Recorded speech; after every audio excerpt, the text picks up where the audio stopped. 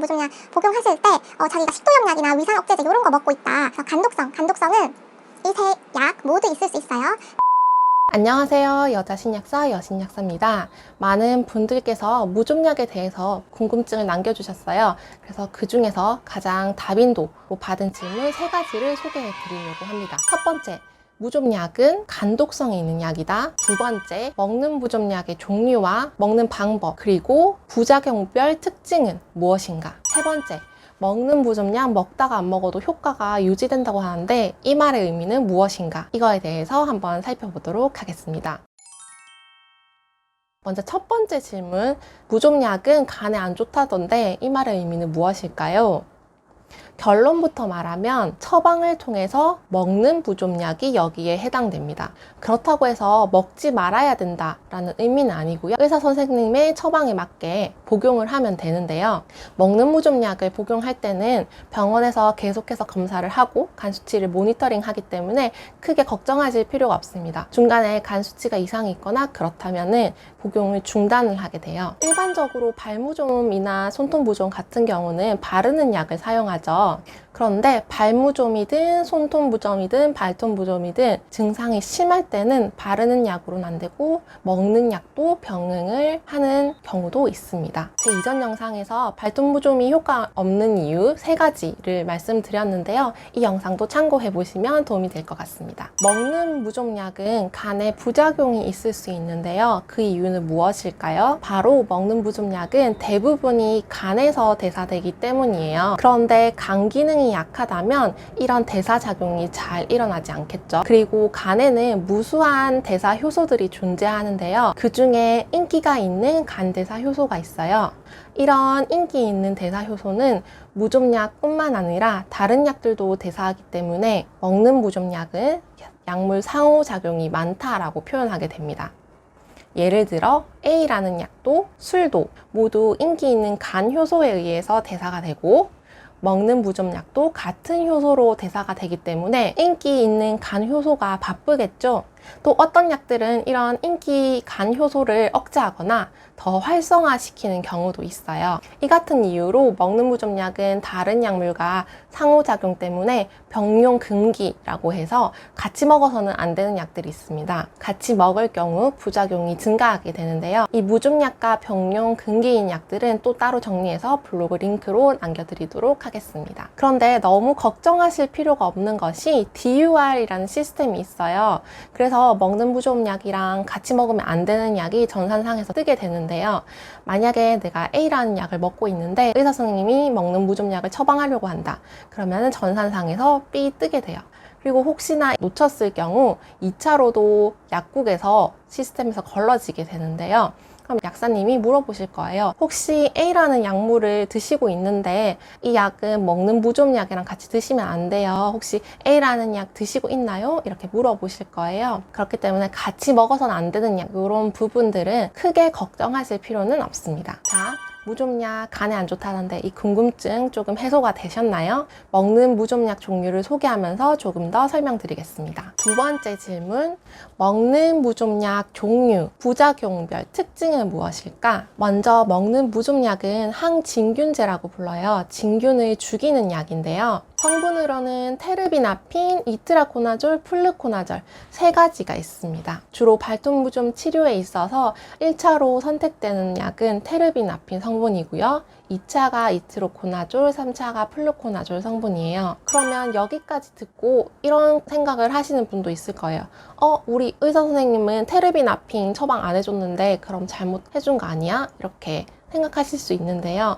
그런데 약마다 성분마다 복용법이 다르고 특징이나 부작용들이 달라서 개개인별로 다르게 선택될 수 있습니다. 먼저 테르비나핀 성분인데요.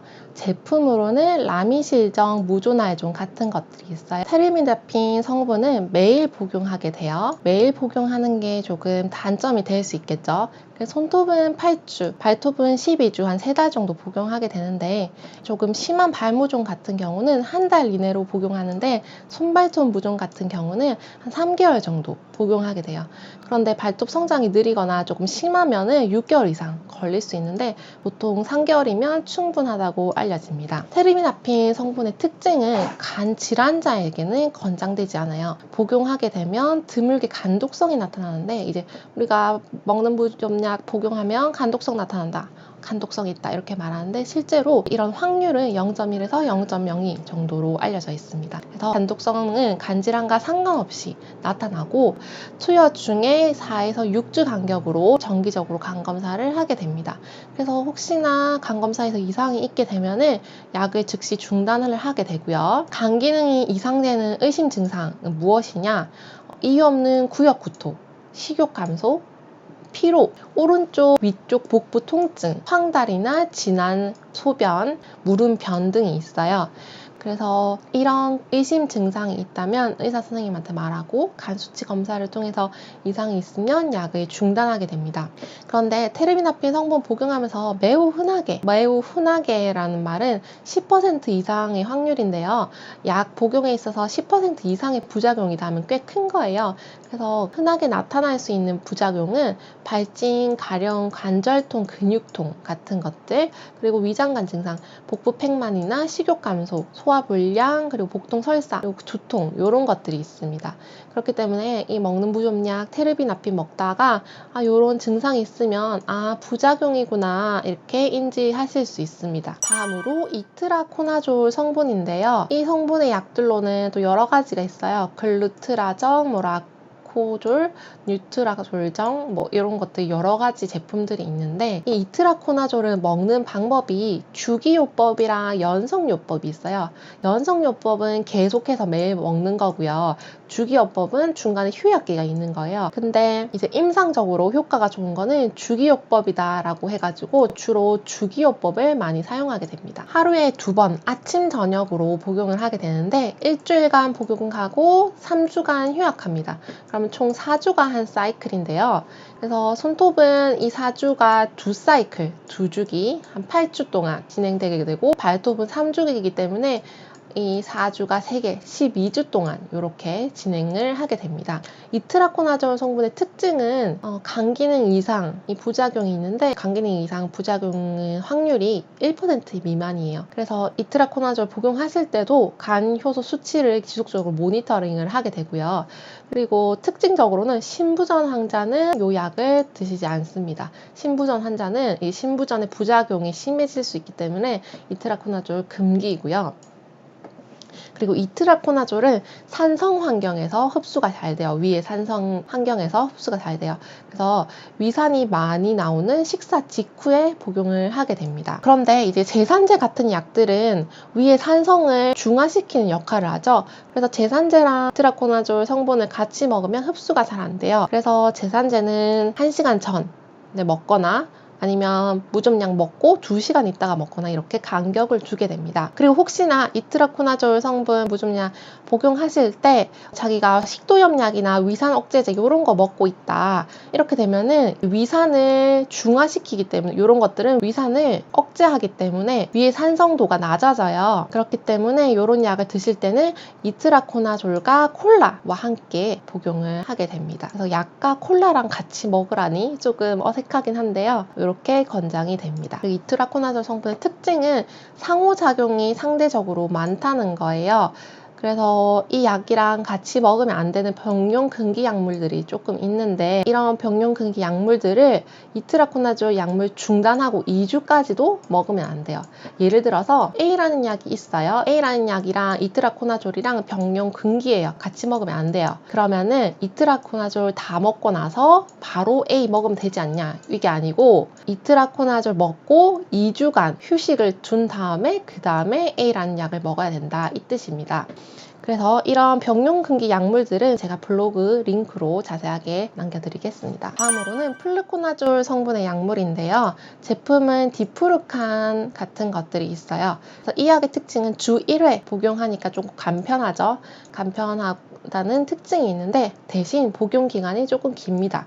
발톱 같은 경우는 한 최대 1년까지 복용하게 됩니다. 그래서 너무 주절주절 설명해서 복잡해요 약사님, 다시 정리해주세요. 그래서 핵심만 정리를 해보면 항진균제 먹는 무좀약에는 테르비나핀, 이트로코나졸, 플루코나졸 3가지가 있다. 근데 주로 1차로 선택되는 거는 테르비나핀이다. 먹는 방법은 이트라코나졸은 식후에 주로 먹고 나머지 것들은 상관없다. 테르비나핀은 매일 복용해야 되는 약물, 이트라코나졸은 1주간 먹고 3주간 휴약하는 거, 이런 주기요법이고, 플루코나졸은 주 1회 복용한다. 그 대신 복용 기간이 길다. 이렇게 생각해 주시면 되겠습니다. 다음으로 테르비나핀 먹을 때는 간질환 환자분들은 이 테르비나핀 성분 금기예요.